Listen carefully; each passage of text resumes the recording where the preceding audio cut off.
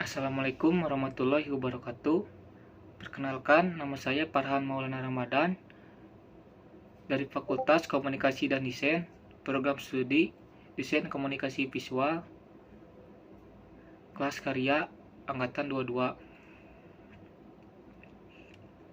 NPM 988 24051 2232 1038.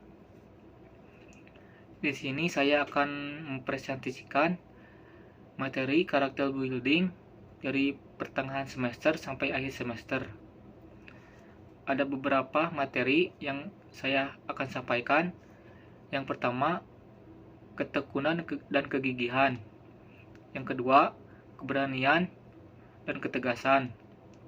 Yang ketiga, loyalitas. Yang keempat, karakter anti korupsi. Yang kelima, empati dan respect.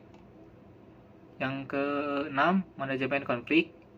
Dan yang terakhir, yang ketujuh, ada teamwork. Di sini saya akan menjelaskan materi pertama, yaitu ketekunan dan kegigihan.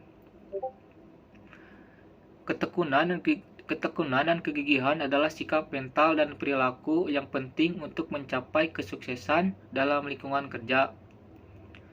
Ini melibatkan kemauan kuat untuk tetap fokus, bertahan, dan bekerja keras meskipun menghadapi rintangan dan tantangan. Berikut adalah beberapa poin penting terkait ketekunan dan kegigihan. Yang pertama, menentukan tujuan jangka panjang. Memiliki visi dan tujuan jangka panjang yang jelas membantu menjaga semangat dan komitmen untuk mencapai kesuksesan. Yang kedua, fokus pada upaya dan proses. Jangan hanya terobsesi dengan hasil akhir, tetapi juga fokus pada usaha dan proses yang diperlukan untuk mencapai tujuan tersebut. Ini membantu mempertahankan motivasi dan mengatasi hambatan. Yang ketiga, mengembangkan disiplin diri. Membangun rutinitas, mengatur waktu dengan baik, dan menjaga komitmen terhadap kerjaan adalah kunci dalam menjaga ketekunan dan kegigihan. Dan yang keempat, menghadapi kegagalan dengan positif. Ketekunan melibatkan kemampuan untuk bangkit dari kegagalan dan melihatnya sebagai peluang untuk belajar dan tumbuh. Menyadari bahwa kegagalan adalah bagian normal dari proses menuju sukses membantu menjaga semangat. Dan yang kedua, ada keberanian dan ketegasan. Keberanian dan ketegasan adalah sikap dan karakter yang diperlukan untuk menghadapi ketantangan, mengambil resiko yang beralasan, dan bertindak dengan tekad dalam lingkungan kerja. Berikut adalah beberapa poin penting terkait keberanian dan ketegasan. Yang pertama, menghadapi ketakutan dengan bijaksana. Keberanian bukan berarti tidak memiliki ketakutan, tetapi tentang berani menghadapinya. Memahami dan mengevaluasi risiko dengan bijaksana memungkinkan seseorang untuk mengambil keputusan yang berani dan efektif. Yang kedua, menghargai diri sendiri dan pendapat orang lain. Keberanian juga melibatkan kemampuan untuk menghormati diri sendiri dan memberikan pendapat secara tegas, tetapi dengan tetap terbuka terhadap masukan dan perspektif orang lain. Yang ketiga, mengambil inisiatif. Keberanian melibatkan kemampuan untuk mengambil langkah pertama dan mengambil tanggung jawab. Inisiatif ini diperlukan untuk mencapai tujuan dan mempengaruhi perubahan positif di tempat kerja. Yang keempat, mengatasi ketidakpastian. Ketegasan adalah kemampuan untuk tetap teguh dan bertindak dalam situasi yang tidak pasti. Dalam menghadapi perubahan dan tantangan yang tidak terduga, sikap yang tegas dan berani dapat memberikan kepercayaan diri dan kestabilan. Dan materi yang ketiga ada loyalitas. Loyalitas adalah sikap dan perilaku yang menunjukkan komitmen, kepercayaan, dan dedikasi terhadap organisasi atau kerja tim. Berikut adalah beberapa poin penting terkait loyalitas. Yang pertama, menghormati. Melibatkan kesetiaan terhadap visi dan misi organisasi serta keputusan yang diambil oleh pemimpin dan pemimpin atau manajemen. Mendukung dan menjalankan keputusan tersebut dengan integritas adalah bagian penting dari sikap loyal. Yang kedua, konsisten dalam tindakan dan perilaku. Menunjukkan kesetiaan terhadap nilai-nilai dan prinsip-prinsip organisasi melalui tindakan sehari-hari, membantu membangun kepercayaan dan menguatkan loyalitas. Yang ketiga, menjaga kerahasiaan dan kepercayaan. Loyalitas juga melibatkan menjaga kerahasiaan informasi penting organisasi serta membangun kepercayaan dengan sesama anggota tim. Yang keempat, berkomitmen dalam jangka panjang. Loyalitas melibatkan komitmen jangka panjang terhadap organisasi atau tim kerja. Ketika menghadapi kesulitan atau godaan untuk berpindah, sikap loyalitas membantu menjaga integritas dan membangun hubungan yang kuat. Dan materi yang keempat, ada karakter anti korupsi. Karakter anti korupsi melibatkan sikap, nilai, dan perilaku yang menentang praktik korupsi dan mendukung transparansi, integritas, dan akuntabilitas di lingkungan kerja. Berikut adalah beberapa poin penting terkait karakter anti korupsi. Yang pertama, integritas pribadi. Menjaga integritas pribadi adalah bagian penting dari karakter anti korupsi. Ini melibatkan sikap jujur, tulus, dan konsisten dalam tindakan sehari-hari. Yang kedua, menghindari konflik kepentingan. Karakter anti korupsi melibatkan menghindari situasi atau keputusan yang melibatkan konflik kepentingan pribadi yang dapat mempengaruhi integritas atau objektivitas. Yang ketiga, transparansi atau akuntabilitas. Mempromosikan transparansi dan akuntabilitas di tempat kerja, membantu mencegah praktik korupsi, menyampaikan informasi dengan jelas, mengikuti prosedur yang ditetapkan, dan bertanggung jawab atas tindakan adalah bagian dari karakter anti korupsi.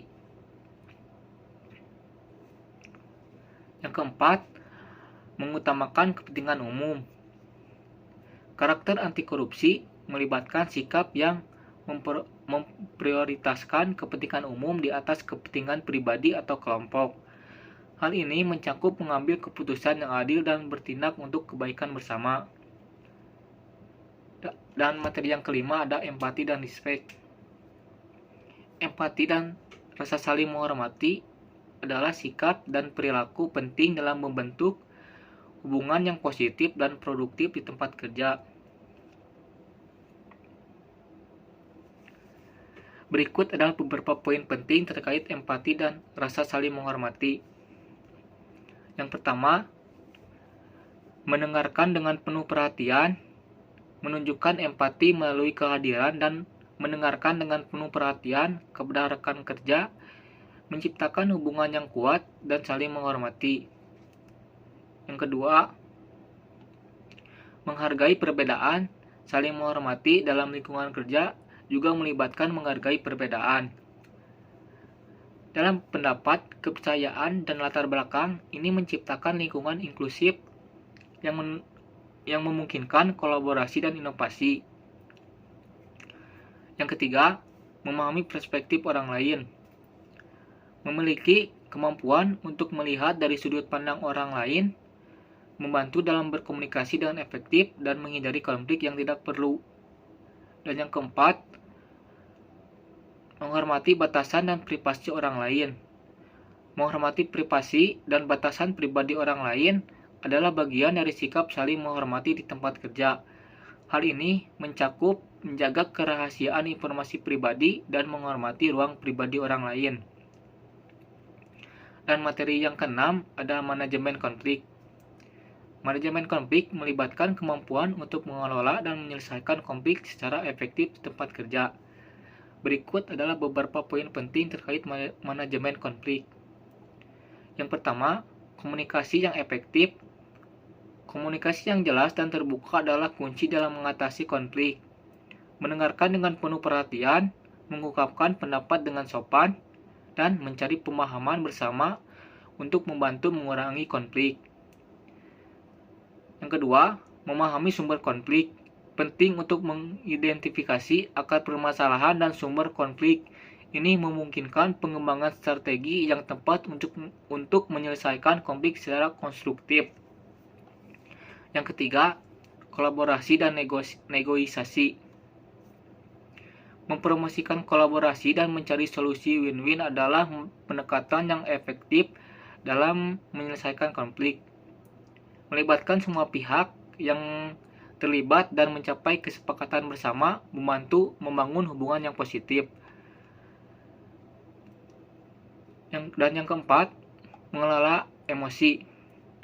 Manajemen konflik melibatkan mengelola emosi secara efektif, menjaga ketenangan, menghindari reaksi impulsif, dan mencari solusi rasional untuk membantu mencegah konflik yang lebih besar. Dan yang terakhir, yang ketujuh ada teamwork. Teamwork atau kerja sama tim adalah sikap dan kemampuan untuk bekerja bersama dalam mencapai tujuan bersama di lingkungan kerja. Berikut adalah beberapa poin penting terkait teamwork. Yang pertama, ada kepercayaan dan saling menghormati. Teamwork membutuhkan kepercayaan dan rasa saling menghormati antara anggota tim. Ini menciptakan lingkungan yang mendukung kolaborasi dan berbagi ide. Yang kedua, ada komunikasi yang efektif. Komunikasi yang jelas dan terbuka adalah kunci dalam kerjasama tim. Anggota tim perlu mengungkapkan pendapat dengan jelas, mendengarkan dengan penuh perhatian, dan berbagai informasi secara efektif. Yang ketiga, ada pembagian tugas dan peran.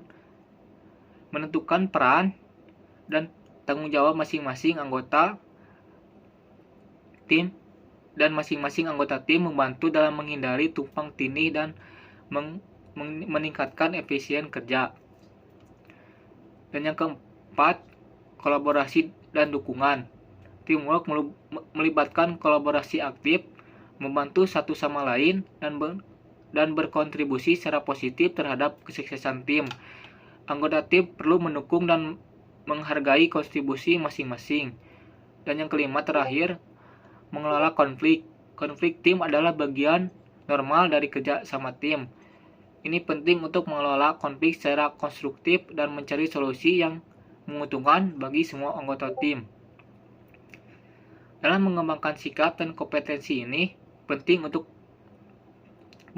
diingat bahwa setiap individu memiliki peran penting dalam menciptakan lingkungan kerja yang sukses, menggabungkan ketekunan, keberanian, loyalitas, karakter anti korupsi, empati, manajemen konflik, dan teamwork dapat membantu individu dan tim mencapai tujuan mereka dengan efektif dan mendukung pertumbuhan bersama.